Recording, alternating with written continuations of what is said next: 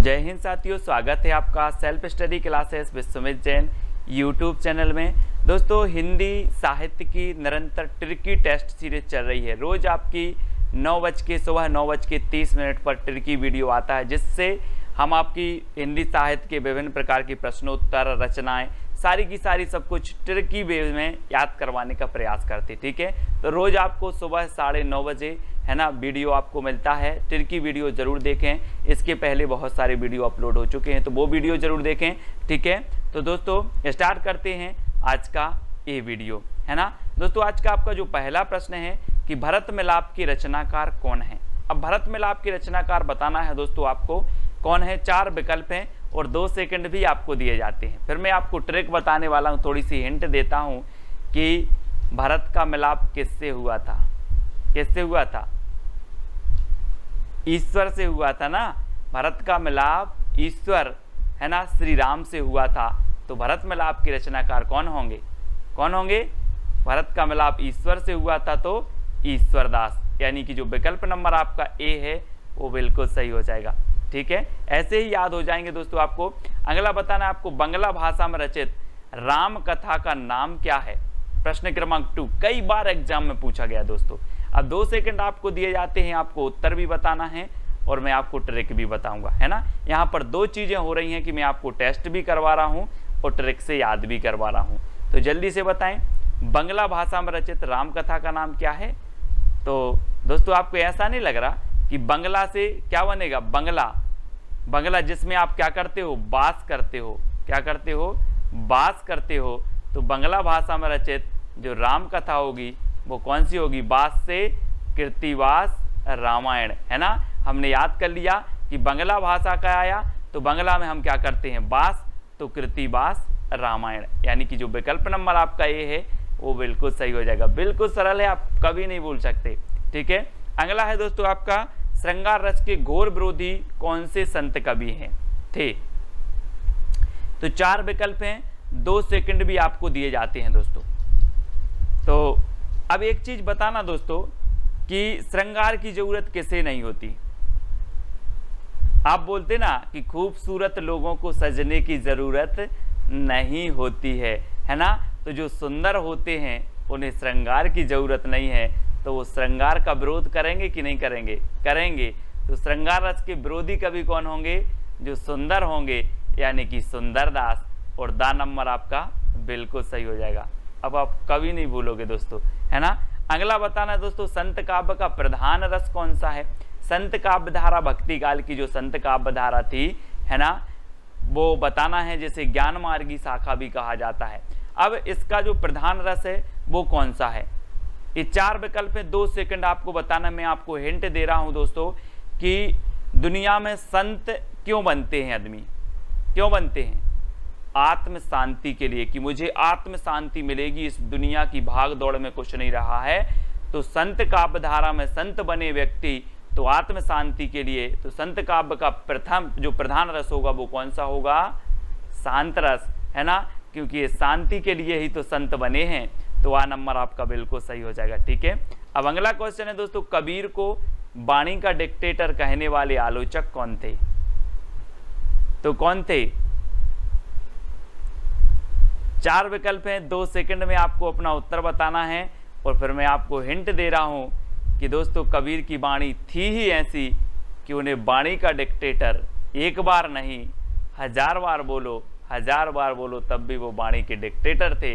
1000 बार बोलोगे तो हजारी प्रसाद द्विवेदी, है ना। वाणी के डिक्टेटर किसने बोला? हजारी प्रसाद द्विवेदी ने, क्योंकि वो वाणी के डिक्टेटर थे और उन्हें एक बार नहीं 1000 बार बोलेंगे तब भी वो वाणी के डिक्टेटर थे। ठीक है, याद रख लेना। अब अगला बताना दोस्तों, उज्ज्वल नीलमणि के रचनाकार कौन है। 4 विकल्प है, 2 सेकंड है आपके पास, उत्तर भी आपको बताना है। अगर बनता है तो कमेंट में उत्तर लिखते जाइए आप। उज्ज्वल नीलमणि की रचनाकार कौन है आपको बताना है। तो एक बताना दोस्तों कि आप लोग पढ़ते ना कि ज्यों ज्यों बूढ़े श्याम रंग त्यों त्यों उज्ज्वल होए, है ना। तो क्या हो रहा है? उज्ज्वल रूप, क्या हो रहा है? रूप उज्ज्वल हो रहा है। तो उज्ज्वल रूप हो रहा है, तो उज्ज्वल नीलमणि के रचनाकार कौन होंगे? कौन होंगे? रूप गोस्वामी, है ना, क्योंकि क्या हो रहा है, रूप उज्जवल हो रहा है। ठीक है, तो डी नंबर आपका बिल्कुल यहाँ पर सही आंसर हो जाएगा, है ना। अगला बताना दोस्तों, विशिष्टाद्वैतवाद के प्रवर्तक कौन है। 4 विकल्प हैं, 4 में से एक का चयन करना है, विशिष्टाद्वैतवाद के प्रवर्तक बताना है। और मैं आपको बता दूं कि इस संसार में विशिष्ट कौन है, कौन है विशिष्ट, राम, है ना, राम, है ना। तो विशिष्टाद्वैतवाद के कौन होंगे, रामानुजाचार्य, यानी कि जो विकल्प नंबर आपका 1 है वो सही है ना। यहाँ पर कहा कि सर संसार में विशिष्ट हैं कौन, राम, तो विशिष्टाद्वैतवाद के प्रवर्तक कौन माने जाएंगे, रामानुजाचार्य। ठीक है, यानी यह नंबर आपका बिल्कुल सही हो रहा है। अगर दोस्तों वीडियो आपको याद हो रहा है, प्रश्न याद हो रहे हैं, ट्रिक अच्छी लग रही है, तो वीडियो को लाइक करके अपने मित्रों तक शेयर जरूर करें। अब बीसल देव रासों के रचनाकार बताना है दोस्तों, बीसल देव, है ना, रासों के रचनाकार कौन होंगे, 2 सेकंड में आपको उत्तर बताना है। तो आपका बिल्कुल सही आंसर क्या हो जाएगा, क्या हो जाएगा, ये रचना कई बार पूछी गई है दोस्तों।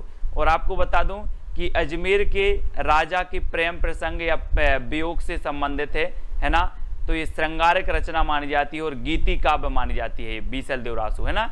और इसके जो रचनाकार हैं वो कौन है, नरपति नाल, है ना। और मैंने आपको कई बार याद करवाया है कि पति कितने नहीं होते, 20 नहीं होते, 1 होते हैं। तो बीसल देव रासो के रचनाकार कौन होंगे, नरपति नाल, है ना, नरपति नाल। इस प्रकार से याद रखेंगे। अब अगला बताना है दोस्तों, हिंदी का प्रथम दैनिक समाचार पत्र समाचार सुधावर्षण के संपादक कौन थे। समाचार सुधावर्षण, सबसे पहले तो ये चीज याद रखनी है कि ये हिंदी का प्रथम दैनिक समाचार पत्र था। ठीक है, और मैं आपको बता दूं कि इसका प्रकाशन हुआ था 1854 में। कहाँ से हुआ था, कलकत्ता से। ठीक है, कलकत्ता से हुआ था। लेकिन इसके संपादक कौन थे, तो ये चीज आपको बतानी है दोस्तों। एक चीज बताना जरा आप, कि जो आप समाचार देखते हो तो सुंदर सुंदर समाचार, है ना, आप चाहते हो यार सुंदर सुंदर समाचार मिल जाए, अच्छी अच्छी है ना, सनसनी खबर मिल जाए, सुंदर सुंदर।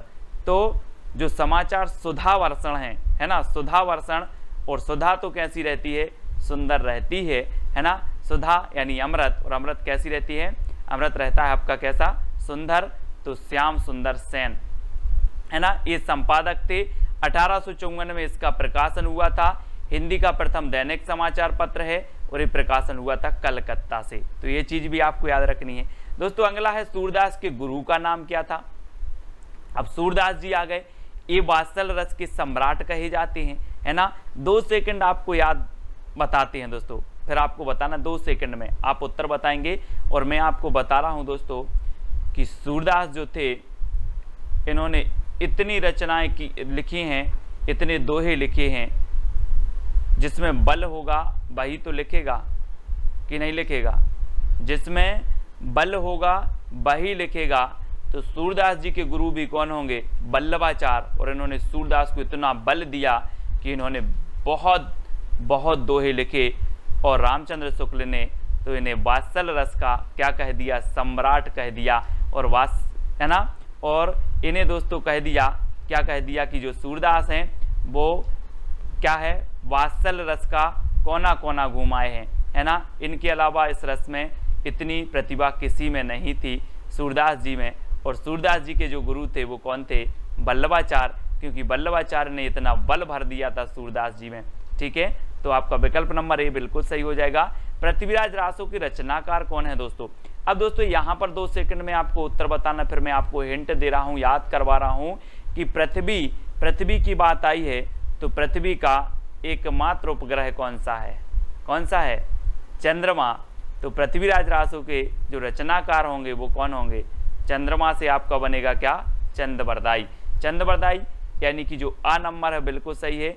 ये पृथ्वीराज रासो के कौन है, रचनाकार हैं। हिंदी का प्रथम महाकाव्य माना जाता है पृथ्वीराज रासो, और हिंदी के प्रथम महाकवि माने जाते हैं चंद्रबरदाई। ठीक है, तो ये चीज आपको याद रखनी है। चतुर्भुज दास के गुरु का नाम क्या था दोस्तों, चतुर्भुज दास। ये अष्टछाप के क्या थे, अष्टछाप में शामिल थे चतुर्भुज दास। अब एक चीज बताना, चतुर्भुज से नहीं लग रहा आपको कि 4 भुजाएं, है ना। ये क्या करते थे, 4 भुजाएं बैठे बैठे फैला देते थे। क्या करते थे, चतुर्भुज दास 4 भुजाएं बैठे बैठे फैला देते थे।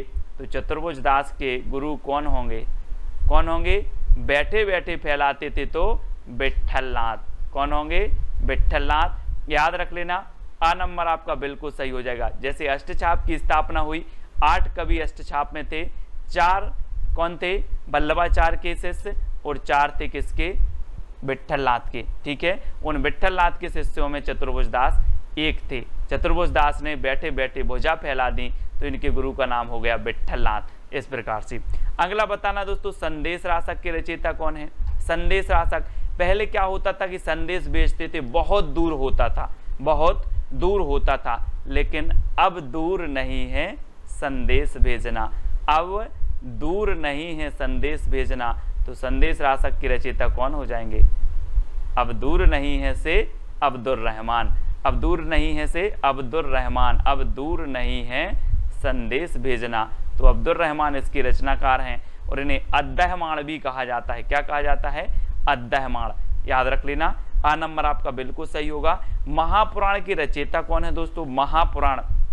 अब एक चीज याद रख लेना, पुराण है तो ठीक है आप पढ़ लो, लेकिन महापुराण है तो उस पर जरा पुष्प उस पर अर्पित कर देना, पुष्प अर्पित करके ही उस महापुराण को पढ़ना है। तो महापुराण के रचयिता कौन होंगे? क्योंकि पुराण हो तो आप ऐसे पढ़ लो, महापुराण है तो उस पर पुष्प अर्पित करो फिर पढ़ो। तो महापुराण के रचयिता हो जाएंगे पुष्पदंत, यानी कि जो आपका 1 नंबर है वो बिल्कुल सही हो जाएगा। ठीक है, पुष्पदंत आपका बिल्कुल सही है। अगला बताना दोस्तों, साहित्य का इतिहास दर्शन के लेखक कौन है? साहित्य का इतिहास दर्शन। अब दोस्तों साहित्य का अगर इतिहास का दर्शन करना है तो क्या होना चाहिए? क्या होना चाहिए? लोचन, यानी कि आपके पास आप जो दर्शन करोगे आप लोचन से करोगे। तो साहित्य का इतिहास दर्शन के लेखक कौन होंगे? कौन होंगे? नलिन बिलोचन, यानी कि लोचन शर्मा। तो आप लोचन से क्या करोगे? दर्शन करोगे साहित्य इतिहास का। तो सी नंबर आपका सा नंबर बिल्कुल सही हो जाएगा। ठीक है, अगला बताना दोस्तों, हिंदी खड़ी बोली का प्रथम कवि कौन माना जाता है? 4 विकल्प हैं और 2 सेकंड में आप अपना उत्तर बताएंगे। मैं आपको थोड़ी सी हिंट देता हूं कि हिंदी का जो खड़ी बोली का प्रथम कवि होगा, वो खड़ी बोली का प्रथम कवि अमीर होगा कि गरीब होगा? अमीर होगा ना। हिंदी खड़ी बोली का प्रथम कवि गरीब नहीं होगा, वो अमीर होगा, है ना। तो कौन हो जाएंगे? अमीर खुसरो। हिंदी खड़ी बोली का प्रथम कवि अमीर ही होगा, तो अमीर खुसरो। ठीक है, इस प्रकार से याद रखेंगे। अब दोस्तों आपको बताना है ढोला मारूरा दोहा के रचयिता कौन है? 4 विकल्प हैं, 4 में से चयन करना है, और मैं आपको हिंट दे रहा हूं और 2 सेकंड में आप उत्तर बताएंगे। और आपको ऐसा नहीं लग रहा दोस्तों कि ढोला मारूरा दोहा, तो ढोला से क्या लग रहा है? ढोल। ढोला से क्या लग रहा है? ढोल। और ढोल कौन बजाएगा? हम और आप बजाएंगे क्या ढोल? नहीं बजाएंगे ना। जो ढोल बजाने में कुशल होगा, जो ढोल बजाने में कुशल होगा वही ढोल बजाएगा, है ना। तो ढोला से ढोल और ढोला मारूरा दोहा के जो रचनाकार हो जाएंगे वो कुशल लाभ, क्योंकि जो कुशल होगा वही ढोल बजाएगा। यानी कि आपका जो विकल्प नंबर बी है वो बिल्कुल सही हो जाएगा। अब यहाँ पर कल्लोल कवि, अगर इस ऑप्शन में कुशल लाभ की जगह कल्लोल कवि होता तो कल्लोल कवि भी ढोला मारूरा दोहा के रचनाकार है, मतलब उनकी भी रचना है और इनकी भी रचना है। तो आप कंफ्यूज नहीं होना। अगला आपको बताना है मैथिल कोकिल किसे कहा जाता है दोस्तों, जल्दी से बताना है। 2 सेकंड में आप अपने उत्तर का चयन करेंगे। कई बार एग्जाम में पूछा गया मैथिल कोकिल किसे कहा जाता है? अमीर खुसरो को, विद्यापति को, दामोदर को, या फिर लक्ष्मीधर को? तो दोस्तों एक चीज बताना जरा कि जिसमें विद्या होगी तो वो कोकिल के जैसा बोलेगा, मीठा बोलेगा। आप बोलते ना किसी किसी की आवाज़ इतनी मीठी होती है कि सर इसकी आवाज़ तो बहुत मीठी है, बिल्कुल कोकिल जैसी, है ना। तो जिसमें विद्या होगी वह मीठा बोलेगा कोकिल जैसा। तो मैथिल कोकिल किसे कहा जाएगा? जिसमें विद्या होगी, यानी कि विद्यापति। ठीक है, 12 नंबर आपका बिल्कुल सही हो जाएगा। इनकी रचना है दोस्तों, एक रचना है इनकी कीर्ति पताका, है ना। कौन सी है? पताका। और दूसरी है इनकी कीर्ति लता, ठीक है। और तीसरी है इनकी पदावली, ठीक है। ये आपको याद रखना है। अब दोस्तों ये जो पदावली रचना है ये किस में है? मैथिली में है। कौन सी भाषा में है? ये मैथिली भाषा में है, ठीक है। और इनकी जो कीर्ति पताका और कीर्ति लता है ये अवहट्ट भाषा में है, तो इनको भी आपको याद रखना है। ठीक है, अगला देख लेते हैं, परमाल रासों के रचनाकार कौन है दोस्तों? परमाल रासों। अब परमाल रासों को दोस्तों मैं आपको बता दूं कि आला खंड भी कहा जाता है। क्या कहा जाता है? आला खंड। और आपने देखा होगा कि गाँव में अगर आला हो रहा है तो व्यक्ति सोता है कि जगता है? जल्दी बताओ, जगता है ना। अगर आला हो रहा है तो व्यक्ति जगता है। तो आला खंड के रचयिता कौन होंगे? जगनेक। और ऐसे भी याद रखें जैसे परमाल, यानी कि दूसरों का माल, दूसरों की जो सामग्री है उसको अगर चोर चुराते हैं तो क्या करते हैं? जगते हैं, रात में जगते हैं, तो भी जगने का आपका आ नंबर बिल्कुल सही हो जाएगा। परमाल को चुराना है तो जगना पड़ेगा, तो जगने, है ना। इस प्रकार से अगला बताना है दोस्तों, संदेश रासक किस प्रकार का काव्य है? अभी हमने पढ़ा था कि संदेश रासक के रचयिता कौन है? अब्दुल रहमान। लेकिन ये किस प्रकार का काव्य है, ऐसा भी क्वेश्चन पूछ लिया जाता है। तो एक चीज बताना दोस्तों, अब आप मोबाइल में क्या भेजते हो? कभी कभी संदेश भेजते हो, संदेश हमेशा भेजते हो, व्हाट्सअप चल गया अब तो, है ना। संदेश भेजते हो तो कभी कभी आपका संदेश क्या हो जाता है? खंडित हो जाता है। बोले ये तो गया ही नहीं यार, खंडित हो गया। खंडित हो गया ना, क्या खंडित हो गया? संदेश खंडित हो गया। तो ये संदेश रासक जो काव्य है ये कौन सा होगा? खंड काव्य। कौन सा होगा? खंड काव्य। तो याद रख लेंगे, संदेश खंड हो गया, खंडित हो गया तो खंड काव्य, है ना। अब्दुल रहमान का ये जो है ग्रंथ माना जाता है, तो इसको याद रखेंगे। अब दोस्तों एक चैलेंज प्रश्न है जिसका उत्तर आपको कमेंट में लिखना है और साथ ही कमेंट के माध्यम से बता देना है कि सर वीडियो बहुत अच्छा लगा, सारे के सारे प्रश्न याद हो गए और आपके लिए बहुत ही उपयोगी है। इस प्रकार की अगर आप ट्रिक चाहते हो तो जितने भी लोगों ने ये वीडियो देखा है सभी लोग एक कमेंट प्रोत्साहन के माध्यम से लिखेंगे और एक कमेंट इस चैलेंज प्रश्न का उत्तर बताएंगे। ठीक है, हिंदी का प्रथम महाकाव्य कौन सा है ये आपको लिखना है, इसका उत्तर आपको बताना है। इसी प्रकार से जितनी भी आपकी रचनाएं होंगी, जितने भी प्रश्न हिंदी साहित्य के होंगे, सारे के सारे प्रश्न मैं आपको ट्रिक से याद करवा दूंगा। बिल्कुल टेंशन मत लेना। आप किसी भी एग्जाम की तैयारी कर रहे हैं हिंदी साहित्य से संबंधित तो पूछा ही जाता है। पिछले वीडियो में हमने आपसे एक क्वेश्चन पूछा था, अष्टछाप की स्थापना कब हुई? तो इसका उत्तर मैं आपको बता देता हूं। अष्टछाप की स्थापना हुई दोस्तों 1565 ईस्वी में। किसने की? तो विट्ठल नाथ ने की। ठीक है, किसने? विट्ठल नाथ ने की। और विट्ठल नाथ के जो पिता थे दोस्तों वो कौन थे? बल्लभाचार। कौन थे? बल्लभाचार। ठीक है, इस प्रकार से आपको याद रख लेना है, ये बल्लभाचार थे। और बल्लभाचार दोस्तों के गुरु कौन थे? तो विष्णु स्वामी थे। ठीक है, और बल्लभाचार के कितने शिष्य थे? तो 4 शिष्य थे जो अष्टछाप में, है ना, विट्ठल नाथ ने लिए थे 4 शिष्य ने। और 4 शिष्य कौन थे? विट्ठल नाथ के। तो इस प्रकार से अष्टछाप की स्थापना हुई थी 1565 ईस्वी में और की थी किसने? विट्ठल नाथ ने। ठीक है, तो ये चीज़ आपको याद रखनी है। और दोस्तों आपको टेलीग्राम ग्रुप से अवश्य जुड़ना है। टेलीग्राम ग्रुप है अपना, टेलीग्राम ऐप डाउनलोड करना, उसमें सर्च करना IAS स्टडी ट्रैक और ज्वाइन हो जाना। साथ ही ये व्हाट्सअप नंबर दिया है तो हिंदी साहित्य का व्हाट्सअप ग्रुप भी है, उस ग्रुप से आपको अगर जुड़ना है तो आपको 9098609291 इस पर आप मैसेज करोगे, आपको लिंक मिल जाएगी। ठीक है, इंस्टाग्राम में आपको जुड़ना है तो self study classes Sumit Jain search करना है। फेसबुक में भी जुड़ने के लिए आपको सुमित जैन सर्च करना है। अब दोस्तों आप सब्सक्राइब जरूर करना और बेल आइकन को दबाना। ठीक है, बेल आइकन को दबाकर ऑल पर क्लिक आपको जरूर करना है ताकि ऑल वीडियो की इन्फॉर्मेशन आप तक पहुंचे। ठीक है, अब आपको बताना है कि वीडियो कैसा लगा। ठीक है, तो आज के वीडियो के लिए साथियों इतना ही। वीडियो को लाइक करें और शेयर अपने मित्रों तक जरूर करें। जय हिंद,